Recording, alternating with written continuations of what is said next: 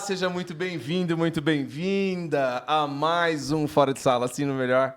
Bem melhor. É isso, é uma alegria poder ter você aqui mais uma semana para a gente falar diretamente aqui da acolhedora Atibaia, né? Tendo em vista o tema de hoje. A gente vai falar Hoje você se preparou, né? mais nas pautas do que nos adjetivos de Atibaia. Exatamente, dá pra perceber. Dá pra perceber Não que tem você aqueles se esforçou adjetivos. Pois é. Mas quem sempre está esforçado aqui com a gente, sempre redobrado, aquele que sempre presta atenção em tudo que a gente está gravando. E eu quero começar agradecendo ele hoje, o Renan. Renan, o Sombra, Renan Simas. Muito obrigado. Já foi promovido. Já foi promovido, foi o primeiro, né? É. Lucas Sabatier do meu lado. Uma alegria sempre estar com vocês. Ao lado do Lucas Pedro Vercelino. Fala, galera. E aqui o meu companheiro, meu amigo Joel Neto. Olado. É isso aí. Queridos, vocês sabem que eu estava lendo essa semana um artigo de um pastor bem conhecido na internet, Fala o nome. falando Quero de outro fontes. pastor. Quero fontes. Fontes, depois eu te conto em off. Mas sabe aqueles artigos onde o cara escreve para cancelar alguém?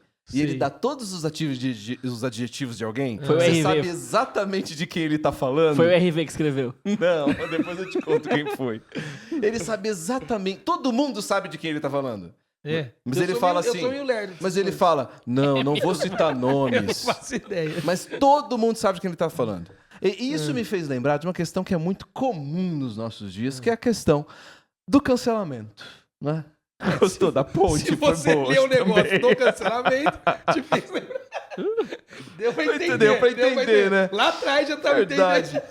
Cara, hoje basta você ter uma opinião mal colocada, um erro do passado, ou simplesmente uma discordância de alguém em algum ponto que você tá cancelado. Cancelado por um grupo. E no meio evangélico, isso tem ganhado muita força.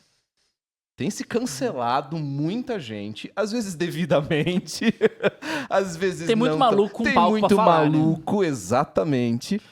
Mas, seja por divergências teológicas, posicionamentos culturais, parece que isso tem se tornado uma prática que tem ultrapassado, acho que, a barreira do saudável, se é que há algo saudável nisso, né?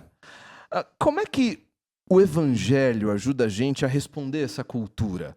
Como a gente pode equilibrar graça e verdade ao lidar com aqueles que a gente discorda? Nesse episódio a gente vai refletir sobre o impacto da cultura do cancelamento e como a cultura do evangelho pode nos levar a um ponto de talvez mais arrependimento, restauração e diálogo. E para começar essa pergunta, tem uma pergunta para o Joel. Joel, você já foi cancelado, Joel? Só pela minha esposa. Mandei muito WhatsApp pra ela, me bloqueou.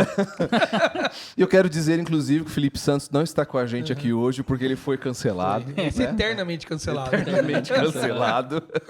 Ele é muito cancelável. Cancelável demais, demais. muito, muito. Isso minha esposa fala sempre pra mim. Se Você a é gente cancelado. publicasse tudo o que ele fala, Exatamente. Felipe, você faz falta nesse Muito, programa. muita Felipe. falta. O mais legal do Muita. Felipe é que ele é um cara altamente cancelável e nunca percebe. Exatamente. Exatamente. Ô, Pedro, o que é essa cultura do cancelamento? Explica para aquele under 60 que tá ouvindo a gente e não sabe o que é isso. Eu vou usar uma história pessoal minha, porque eu já fui cancelado. Eu vou contar pra vocês. Não. Eu fui pregar num evento no Rio de Janeiro, numa... Daí chama baleado. Né? Ó, baita... Isso é cancelável, inclusive. Que fica a dica. Essa xenofobia regional que a gente acabou de experimentar aqui. Eu fui pregar num evento no Rio de Janeiro, numa baita igreja de uma denominação bem tradicional. Quero fontes. E junto comigo tinha um outro pastor de uma outra denominação e duas bandas. Duas bandas muito famosas no Brasil. De tradição, uma tradição mais carismática, de tradição pentecostal. E na noite seguinte, o evento virou um escândalo naquela denominação na qual... e a manchete no jornal da denominação era mais ou menos assim, né? Igreja histórica recebe bandas tal, pastores liberais e pregação e tal. Aí eu olhei aquilo e falei assim, não, peraí. Aí eu que preguei à noite nesse evento. E aí eu descobri na internet que tinha um pastor dessa denominação, um cara reconhecido nessa denominação, falando absurdos do evento e dizendo que tinham pastores que não eram daquela denominação falando, que não se podia reputar nada o que esses caras haviam dito e tal. Mas ele não me assistiu, porque não foi pro ar. Tava sendo transmitido, mas não ficou gravado, né? Então ele não me assistiu. E o cara dizia sobre mim, ele não me conhecia e tal, ele dizia sobre mim, falou assim, não, porque esse rapaz que pregou, deve ser conhecido por essas coisas, por isso que essa igreja o convidou e tal. E aí eu lembro que eu falei com um amigo que era pastor nessa denominação, eu falei assim, mano, quem é esse maluco? E por que ele tá falando de mim, né? Aí ele falou assim, cara, ele é doido mesmo, ele é super conservador e tudo mais, nesse quesito. E eu sofri o impacto das minhas redes sociais. Teve gente que me deixou de seguir e teve gente que começou a me seguir naquela noite por causa desse caos, A né? gente nunca soube disso. Eu não tava aqui ainda, né? Foi 2019 isso. Mas isso aconteceu e teve gente me mandando mensagens. Eu fazia parte de uma outra denominação na época. Pastores da denominação tipo assim, Pedro, o que você fez? O que você disse lá e tudo mais? Os caras estão falando e tal. E eu cheguei a mandar o meu esboço da pregação. Eu falei assim, eu preguei um pedaço do Sermão do Monte. Olha a mensagem que eu preguei. Uau. Tipo, super se arrependam, sigam Jesus e parem de ser idiotas, entendeu? Tipo, algo desse tipo. Parece que alguém não ouviu, né? Exatamente, entendeu? Ele falou que o Sermão do Monte era pra agora. Vamos ver se eu tinha sido cansado. Não pode. Mas acho que esse é um bom tópico. Ou uma boa história para ilustrar, né? A cultura do cancelamento é o ato de retirar o apoio, boicotar pessoas ou instituições. Tô lendo uma definição do chat GPT, tá bom? Por comportamentos ou opiniões consideradas inaceitáveis, geralmente impulsionadas pelas redes sociais. Eu fui cancelado no Twitter e no Instagram. Por pessoas que acharam que a minha presença naquele evento e das outras bandas naquele evento eram inaceitáveis por causa da história da igreja na qual o evento aconteceu, né? Então, cultura do cancelamento é isso. É eu boicotar, responsabilizar alguém pelas coisas que ela disse, ou simplesmente aniquilar a reputação dela, porque algo que ela apresenta pra mim é inaceitável. E as redes sociais, elas facilitaram esse tipo de procedimento, porque antigamente, para você boicotar alguma coisa, isso exigia de você um custo. Sim. Então, por exemplo, digamos que nós morássemos todos no Rio de Janeiro, ficássemos sabendo da presença de um pastor liberal como o Pedro e decidíssemos boicotar o evento. Nós teríamos que nos deslocar, reservar o tempo para aquilo, ir até a porta do evento, escrever cartazes, talvez fazer investir em comunicação. Talvez, exato. Tentar Pedir uma reunir publicação um no grupo. jornal. Panfletar em volta. Hoje em dia você não precisa fazer mais nada disso. Você mora em Roraima, você decidiu que você quer atacar aquele grupo. Cara, Ou o seja, maluco que me muito cancelou longe. é de Roraima. Mentira. Não, tô zoando. Você já deu muita informação. Qual a chance de eu acertar isso? Ele tava lá na época, inclusive. Caramba. Um beijo pra vocês. Nós amamos vocês, Rio velho. de Janeiro, um beijo. Mas como essa cultura do cancelamento, amigos, impacta a nossa vida cristã e o testemunho da igreja? Eu acho que uma das coisas mais tristes é que a gente vê muitos dos crentes, ou pelo menos daqueles que confessam Cristo, envolvidos nesse tipo de ataque, de linchamento. Eu gosto de pensar nisso como um linchamento virtual, né? Porque aquilo que você acredita não é o objeto do meu ataque, mas eu faço isso de tal forma que você é o objeto do ataque. A sua opinião, a sua visão é tão inaceitável Você virou que sua opinião. você não merece existir nesse mundo, ainda que no mundo virtual. Então eu vou convocar todo Um exército. todo o exército à minha disposição, né, com discursos inflamatórios e populistas, a fim de que nós cancelemos a sua presença aqui no nosso meio. E normalmente envolve uma descaracterização da fala, envolve uma supervalorização da fala, Sim. ou nós cancelamos a partir das implicações da fala. Normalmente não é pelo que a pessoa disse, tá? Normalmente não é pelo que a pessoa disse. É pelo que eu acho que aquilo que ela disse pode causar em alguém que nem se posicionou ainda. Ou porque eu acho que aquilo que ela disse revela algo que ela não disse sobre si mesma e aquilo que ela não disse é inaceitável, né? Então, normalmente a cultura do cancelamento, ela projeta algo que não foi dito, mas foi imaginado. Então, ela normalmente cancela o imaginário, né? A visão que ela criou pra si mesma daquele que fala ou daquilo que foi falado. Agora, óbvio. Então você estabelece um contraste que, na verdade, não é necessariamente real, com um valor, a partir de um valor que não necessariamente a pessoa cancelada está negando. Agora, Né? isso não muda o fato de que existem coisas que são ditas na internet que são inaceitáveis. Sim. Né? Que as pessoas precisam ser responsabilizadas por isso. Uhum. Só que o grande problema é que a gente trabalha com uma certa seletividade na maneira como nós, por exemplo, articulamos a liberdade de expressão. Uhum. Se eu quero ter o direito de dizer o que eu penso, eu deveria não só brigar pelo meu direito de dizer o que eu penso, eu deveria brigar pelo direito dos outros dizerem o que eles pensam. Né? Ainda que seja contrário Sim. àquilo que Ainda que seja absurdo, Exatamente. essa é a grande discussão, por exemplo, hoje, nas tramitações dos processos contra deputados federais e a questão da liberdade, não da liberdade de expressão, mas do direito de você falar o que você pensa. Uhum. Né? Alguns se dizem censurados, né, pelo sistema judiciário, dizendo eles estão me privando do meu direito de dizer o que eu penso. Né? Mas no final você não pode dizer o que você pensa. Você pode dizer o que nós achamos que você deveria pensar. Uhum. E acho que esse é o grande problema da cultura do cancelamento. Ela tem uma agenda. E ela é a agenda da maioria, seja essa maioria qual for. E a agenda da maioria vai dizer o seguinte: nós pensamos assim, então se vocês pensam diferente, vocês precisam ser silenciados. Em linhas gerais, me parece que essa ideia do cancelamento ela está sustentada sobre o terreno da violência, né? É Ela é uma atitude violenta. né? Uhum. Como o Lucas chamou de linchamento. E aí nós estamos falando do cancelamento virtual. Eu nunca recebi um cancelamento virtual, até porque se eu perdesse meus seguidores 200 seguidores. do YouTube, quase ninguém ia ficar sabendo, né? Nem você. Nem eu, no Instagram. Mas você recebe isso fora do mundo virtual, no mundo real também, né? E basicamente porque alguém que não concorda com você É isso. quer impedir o seu direito básico de existir.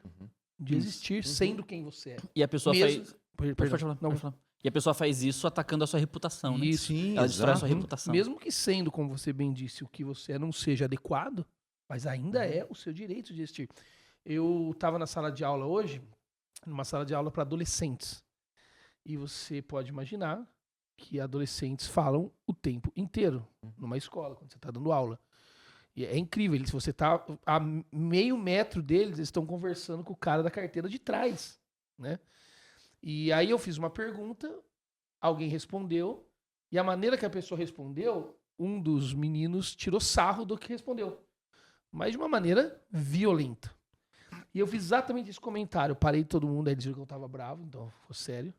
Aí eu falei assim, gente, se vocês impedirem ele de falar o que falou, vocês impedem o direito dele existir.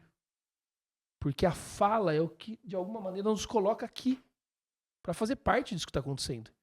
Então, se a gente disser que porque ele falou o que falou e como falou, isso é passivo de tirar sarro dele, de xingá-lo, de diminuí-lo, a gente está dando um anúncio para ele. Você não merece existir nesse lugar. E eu falei para eles, é por isso que vocês não me deixam concluir meu raciocínio. Porque no fundo vocês acham que eu não mereço existir aqui. Isso é uma violência contra mim. Eles pararam, cara.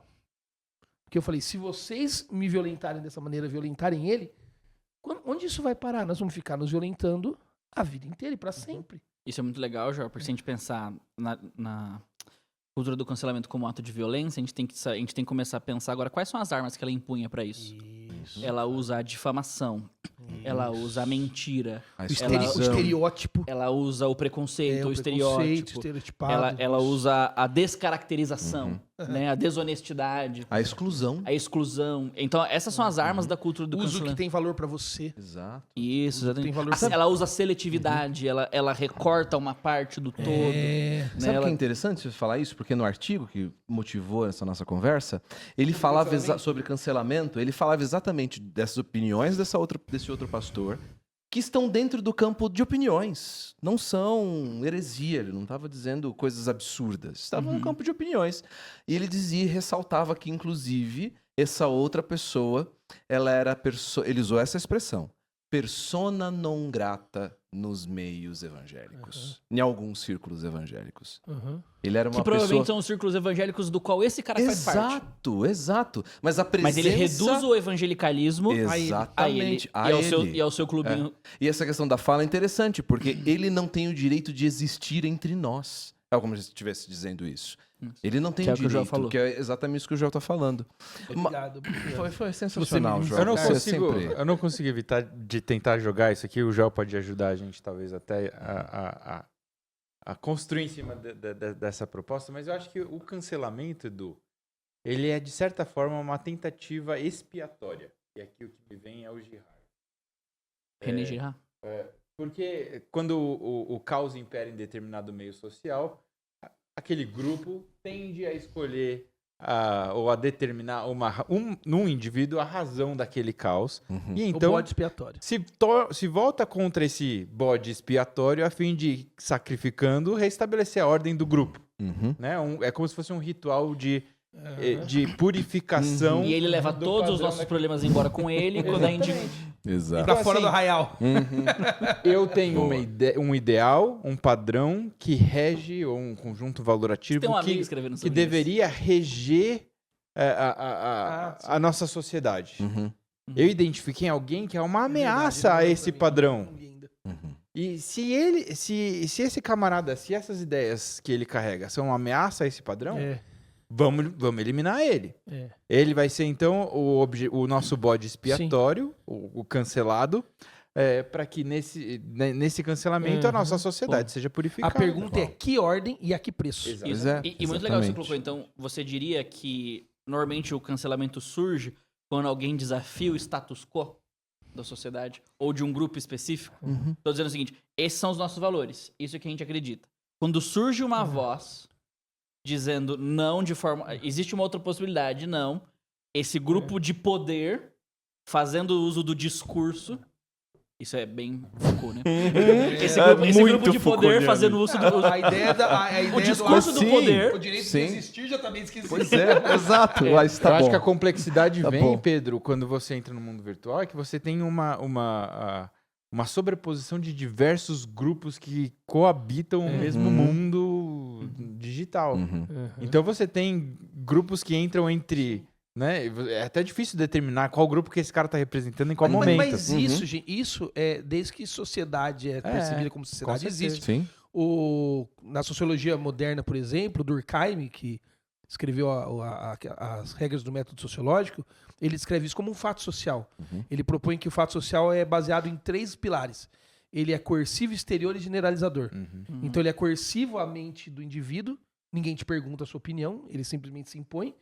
Ele é exterior, ele não veio de você, não veio do seu grupo, veio de um grupo externo. E aí a maioria, como você Porque o Durkheim tá colocou, pensando na formação da sociedade.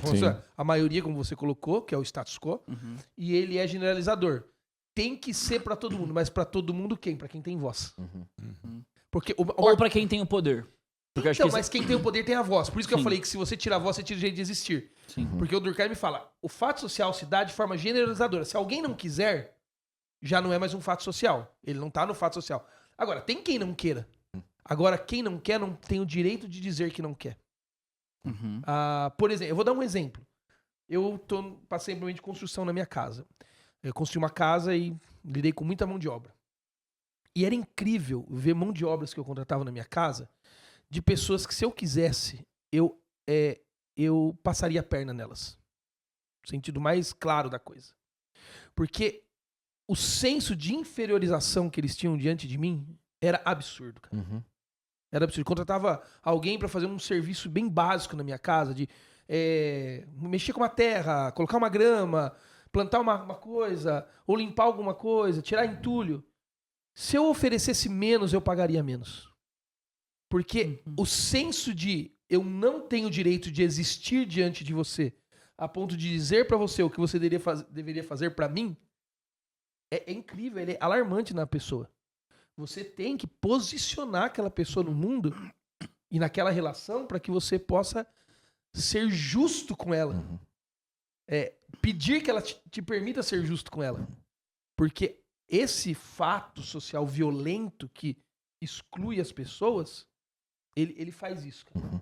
Ele diminui a pessoa a um ponto dela não se achar no direito de existir diante de alguém que ela acha superior a ela. E aí acho que eu diria então, já que o cancelamento pelo cancelamento, ou o cancelamento quando ele é uma atitude de violência, de maldade, ele é uma da quebra dos 10 mandamentos. Uhum. Que Jesus interpreta como o matar como o ódio, né?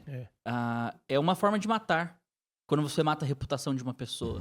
Uhum. Quando você mata a posição de uma pessoa. É. Quando você mata o espaço social ou o direito de opinar dessa pessoa. Isso é uma quebra de um dos mandamentos. E aí, Pedro, eu sei que pode falar. E aí eu diria, né? Boa parte desse cancelamento, ele é feito de forma desconectada da realidade daquele que é cancelado. Sim. Às vezes essa pessoa vai pagar o preço com a própria vida, a custos da sua família, Oportunidades de a trabalho. custo da sua saúde mental, Isso aí. a custo da sua Sustento. oportunidade de Seu lugar trabalho, na do seu sociedade. lugar na Sim. sociedade. Da sua, exato, sua reputação, sua recolocação na sociedade. Cara, e aqui, eu sei que o que eu vou falar agora, e nós estamos falando, é quase um caminho pro cancelamento também de alguns círculos, mas você perguntou e o Lucas começou a resposta. As implicações do evangelho nisso. Dentro do que eu acabei de falar, o Pedro falou sobre a inferiorização e o quase o não direito de existir do outro, por algum imaginário que ele tem. Nós vemos, e não poucas vezes, pessoas ditas do povo de Deus, ou do povo de Deus, se valendo dessas posições do fato social para oprimir outros. Sim. Vamos trocar isso em miúdos, para ficar mais claro. Pagando o que quiser para a faxineira da casa. Que é como o Karl Marx chamava, o exército de reserva, né? Se você não quiser os 150 que eu vou te dar, eu nem sei quanto custa minha esposa que paga. Se não quiser os 150 que eu vou te dar, tem mais 20 na minha porta querendo 150. Mais de 200 eu não pago. Fazendo com o seu funcionário na empresa. Você precisa sustentar a sua família, você precisa comer, então pega o que eu quero. Porque eu vou ter mais lucro sobre você. Porque eu tenho direito sobre você. Então a gente não tá mais só numa relação de trabalho agora, a gente tá numa relação sobre o outro. Sobre a dignidade, o direito de existir, o direito de se posicionar. Cara, isso que eu tô falando é muito cancelável nos meios que eu tô. Para completar o que o Pedro falou, que o cancelamento ele é a desobediência dos 10 mandamentos, e dentro da questão evangélica, o cancelamento é anti-evangelho. Porque se em algum momento, no procedimento do cancelamento, se imagina que o linchamento público do outro vai, de alguma maneira, trazer ordem ao caos, ainda que seja ideológico, né? Mas o evangelho é diferente disso. Não é o linchamento do outro para trazer a ordem ao caos, mas é enxergar no outro alguém criado à imagem de Deus, e aí eu diria que o avatar na internet dificulta, talvez, a nossa lembrança desse fato, de que o outro é criado à imagem de Deus, e carece de redenção. Essa redenção que foi cumprida por aquele que se colocou no lugar de linchamento público para ser o bode expiatório no lugar daquele cara que você está cancelando. Jesus, o qual foi cancelado por aquilo que disse. Para que por se posicionar como se para que posicionou. os outros canceláveis não precisassem ser cancelados. E aí a gente esquece disso. E a gente, então, lincha o outro. Muitas vezes com a verdade, inclusive, mas esquece do amor daquele que se tornou o sacrifício no nosso lugar. É que o nosso reino ele é baseado em diminuir o outro para que a gente apareça. E o reino de Deus é baseado em a gente diminuir para que Cristo apareça e o outro seja edificado. Né? É uma outra lógica, uma outra ordem de coisas. E nessa nova ordem, qual que seria a postura? Eu acho que a postura é o aspecto posterior, né? Mas que leva reflete um comportamento interior, um ponto de vista interior. Mas qual seria esse novo interior quando a gente encontra pessoas com as quais nós divergimos? Eu acho que nós temos um conflito, ou conflitamos com algumas opiniões, Pedro. Pensando no gancho que o Lucas levantou, a construção da identidade evangélica, ela lembra para mim e lembra a mim sobre aquele a quem eu discordo, né? De que a minha essência ou a minha existência não é determinada nessa dialética do que eu penso e do que o outro pensa. Eu não deixo de existir porque ele pensa o que ele pensa de mim. Esse é o problema da identidade moderna. Na identidade moderna, eu tô dizendo para mim mesmo, eu sou isso. E por isso eu preciso ser afirmado pelas pessoas à minha volta que elas concordem que eu sou isso. E quando as pessoas dizem que eu não sou... Seu avatar tem que ser seguido. Isso. Ou eu digo, a minha identidade de gênero é essa. E se você diz pra mim eu não sou, você tá negando a minha existência. Você tá atacando a minha própria identidade. O que eu faço? Eu respondo a você com violência. Porque eu preciso para... Agora, eu não existo mais simplesmente por existir. Eu existo a partir da sua aceitação da imagem que eu projetei de mim mesmo. Por quê? Porque eu preciso ser aceito para ser. Na identidade evangélica que Jesus nos dá, nós já somos aceitos por aquele que é. E ele outorga a identidade dele a nós. Então eu não sou quem eu sou em Cristo, porque as pessoas reconhecem isso em mim. Eu sou quem eu sou em Jesus porque Jesus diz que eu sou. A minha identidade não é mais construída. A minha identidade é recebida. Eu sou porque Jesus me fez ser. E agora eu não preciso mais negar a existência do outro, nem convencer o outro com que ele concorde comigo para que eu exista. Porque a minha identidade agora ela é uma identidade que está além desse plano terreno e dessa dialética e dessa discussão entre quem eu sou e quem você diz que eu sou. Então, quando eu entendo que eu sou em Cristo, isso me dá mais condições de agir com amor e graça para aquele que é diferente de mim. Amém. E me dá mais tolerância para agir com aquele que discorda de mim. Porque eu não preciso da concordância do outro, da valorização do outro e da aceitação do outro para ser quem eu sou em Cristo. Mas daí, Pedro, eu tocou num tema muito nevrálgico, que é que você usou o gênero como um exemplo, né? E aí alguém pode estar nos ouvindo falando, mas aí você está falando do gênero, o gênero tira a identidade.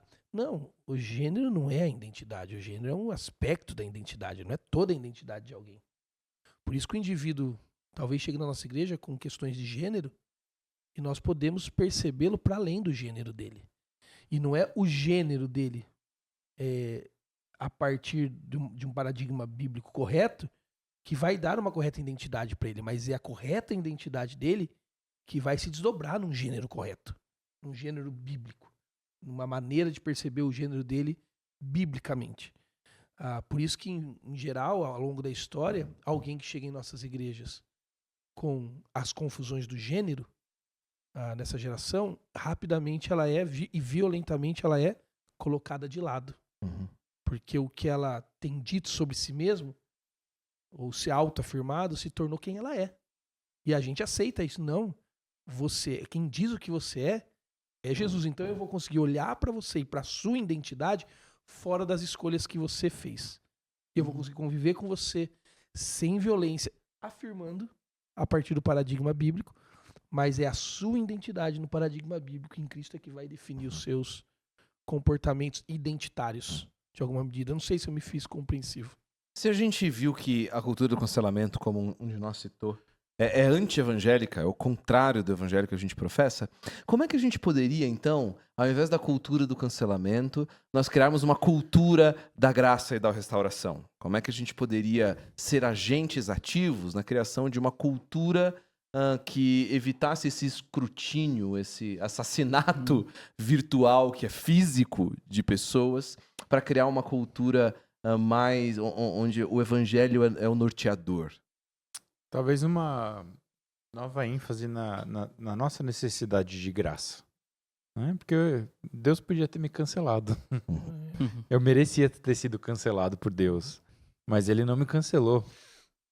Ele me redimiu, Ele me salvou, Ele me amou. Deu um like. E não porque eu merecia, mas por graça. E o crente que encontra graça, a graça de Deus, ele estende essa mesma graça para com o próximo. Então, o cancelamento é antigraça, ele é anti-evangelho, porque ele é antigraça. Eu não vou estender o mínimo, eu não vou ceder 1 centímetro da nossa argumentação. Eu vou te cancelar, você merece. Né? A meritocracia nesse ponto acaba por destruir pessoas, né? Porque você merece. Sim. E normalmente com danos irreparatórios, né? Irreparáveis. Porque uma vez eu vi uma parábola de um cara que contou, ele dizia o seguinte, que quando você espalha uma fofoca de alguém, né, a gente pode usar isso para o cancelamento, é quando você pega um travesseiro de penas, você rasga e joga no ar. E aí depois você se arrepende, você sai recolhendo todas as penas, mas você nunca pega todas de volta, né? Então, quando você vai à internet e mete a boca pra falar mal de alguém, você tá dizendo o que você fez é irreparável. Por isso eu vou responder a você de uma maneira irreparável, né? Só que aí a gente olha pro evangelho do Senhor Jesus e a gente descobre que nenhum dos nossos pecados são irreparáveis pro tamanho do amor de Deus por nós. Ou seja, se Deus não tem limites pra me perdoar e me dar novas chances, Porque nós usamos da linguagem como um instrumento de poder para não dar às pessoas novas chances. Sendo que o Deus que criou a linguagem é um Deus que fala com graça. Porque eu não aprendi a falar com graça ainda. Muito bom.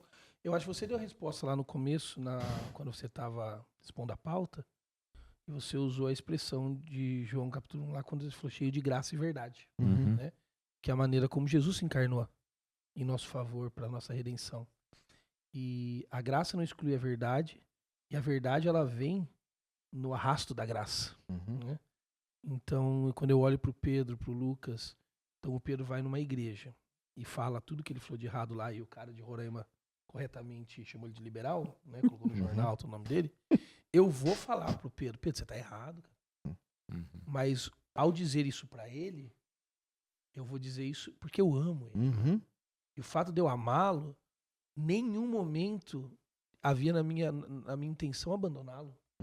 Mas acolhê-lo, trazê-lo pra perto, inclusive guardada alguns limites necessários, muitas vezes, que nós temos que construir, conviver com ele e as suas diferenças em relação a mim. E edificá-lo. Edificá-lo, Eu acho que esse é o grande contraste em termos de propósito. O cancelamento, eu falo para destruir, para aniquilar, para acabar.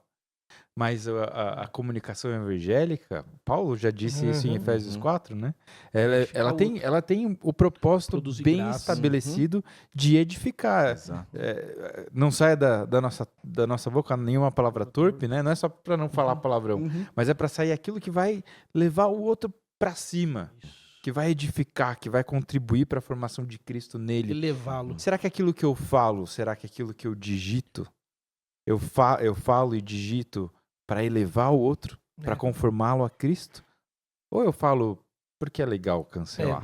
Outra coisa também que eu acho que na prática a gente precisa aprender, na postura, é olhar para o outro que diz algo que destoa da nossa concordância, do nosso modus operandi, e não olhar sempre com uma má intenção de saída. O outro que diz algo que eu não concordo, ele não está dizendo porque ele quer me destruir, porque ele quer acabar com o mundo, porque ele acordou de manhã e falou assim, eu vou levar todo mundo pro inferno comigo. A gente precisa aprender a ter uma leitura caridosa das pessoas. Ele acredita naquilo. A minha esposa tem uma coisa que ela fala que eu acho muito engraçado, porque minha esposa é professora há 15 anos de ensino fundamental, na área de letras. E ela sempre ouve a vida inteira que escola é o lugar onde todo mundo fala de cultura de esquerda, de progressismo, e que o professor existe para levar todo mundo pro mau caminho. A minha esposa fala que as pessoas acham que professoras acordam de manhã e penteiam o cabelo na frente do espelho dizendo assim, é hoje que eu vou desencaminhar 10 alunos. Vou fazer todo mundo votar no fulano, na fulana. O professor só quer que amanhã acabe e ele ainda esteja vivo. Ele nem sabe do que as pessoas estão falando. Então a gente precisa aprender a olhar o outro sem colocar tanta cor nesse discurso. Como se ele tivesse acordado para destruir a vida de todo mundo. Ele crê naquilo que ele fala. O caminho metodológico das considerações dele que ele fez levaram ele àquela consciência, aquelas verdades. Os panos de fundo que aquela pessoa tem levaram ele até ali. Quando ele fala com verdade, com honestidade. E a gente... E no final ele pode estar enganado. Ele pode, como eu posso estar enganado. Mas toda vez que Jesus se deparou com alguém enganado, Jesus explicou. Isso. Com graça e misericórdia. Isso. E sabendo que... Eu acho que foi o professor Emerson Pereira, lá da Palavra da Vida, que uma vez contou uma história que eu me lembro até hoje. Que ele falou de acho que era um seminário que tinha os alunos... Tinha um professor estudando no escritório dele. Aí um aluno chegou gritando, professor, tem uma vaca voando no pátio. Ouviram essa história? E o professor São Tomás de Aquino. O Hermes contou, foi São Tomás de Aquino, falou. Foi. Aí ele correu no pátio, não tinha vaca. Aí ele voltou a trabalhar, o aluno, tem uma vaca voando no pátio, o professor. Foi umas 3, 4 vezes. Até que o aluno falou, professor, o senhor acredita que tem uma vaca voando? Ele falou, eu prefiro acreditar que tem uma vaca voando do que você minta. Então eu prefiro olhar para você com boa vontade. Então eu olho o pastor que eu ouço ele falando na internet e digo assim, cara, que heresia. Mas para ele é toda a verdade que ele acredita. E ele faz com boa intenção. É isso. Acho que se você ouviu esse episódio e tem cancelado... Ou não, né? Ou não. Você decidiu parar no meio da Ou metade, não, né? mas a minha postura é, se eu quiser amá-lo, como o Lucas propôs, eu não preciso julgar. Eu não preciso E julgar. pode até isso. ser que a heresia Pode ser seja que com a seja melhor Sim. das intenções, É claro. Ah, o ainda nosso assim episódio seja, sobre triagem teológica seja heresia e e emenda nesse aqui. prejudicial, e precise ser explicado. É. A questão é como é que a gente vai engajar no processo da Exatamente. correção. Exatamente. Né? Exatamente. E ser é a com dissociação graça. da ideia da pessoa, que a gente É, realmente não Isso faz que eu na queria cultura chegar, do... que você falou. na Vai ser cultura com do graça e cancelamento. verdade, vai ser com amor. A gente Ou vai a gente encontrar vai ser pra heresia, edificação. a gente vai encontrar Mas não gente deixa a que heresia se precisa tornar ser- o cara. Exato. pra nós. Exatamente. A gente vai precisar orientar pessoas, a gente vai precisar apontar pro evangelho quando aqueles se levantarem. Até talvez enganando bloquear a o influência evangelho. disso na vida de pessoas. né? Exato. Mas não- ainda assim a gente não precisa vestir a carapuça do carrasco. Nós Muito bom. somos filhos Bom de Cristo, esclarecimento. né? E outra, e por favor, se você tem feito isso, não vem com aquela manhinha de assim, ai, tá todo mundo sabendo da trend, tá todo mundo sabendo do que tá falando, e fala assim, ai, certo pastor disse na internet. Ah, deixa de hipocrisia, todo mundo sabe de quem você tá falando, né? É, isso- Só não fale. Ou fale com amor. Porque no final, como disse um cara que gosta de cancelar pessoas na internet, a internet é o castelo dos fracos, né? Exato. Ele se esconde atrás da conta dele no Twitter, no Instagram, pra falar de quem ele quiser e nunca ser atingido lá por ninguém. né? Exato. Boa. E Boa. antes de você ficar comentando aí na internet nossos posicionamentos políticos que você interpretou dessa conversa, né? Pronto. Você E falar manda um pra todo direct mundo. pra nós Isso. e pergunte. Depois falar pra E a todo mundo que a gente é liberal, porque a gente citou isso aí. Foucault. É isso aí. Durkheim. Durkheim. E você falou uma frase do Marx com louvor, entendeu? Mas não existe exército de reserva. Que fique claro. É a obviedade. Pronto, Não próximo. significa que ele tem a melhor solução. Próximo episódio a gente vai falar sobre classes, sobre Valeu. exploração das classes. Fim da propriedade Fim de privada. propriedade privada. Não, porque o Éden era propriedade privada de Deus e É isso isso. começou lá atrás.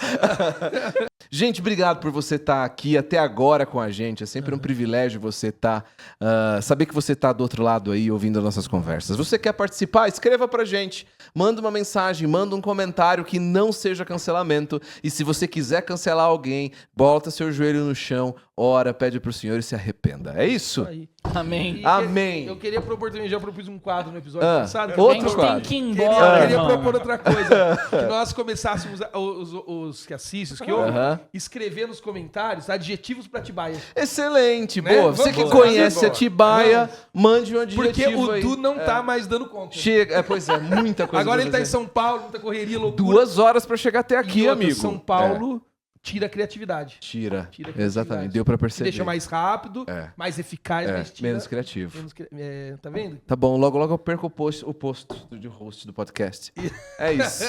Gente, obrigado. Um prazer enorme. A gente se vê por aí.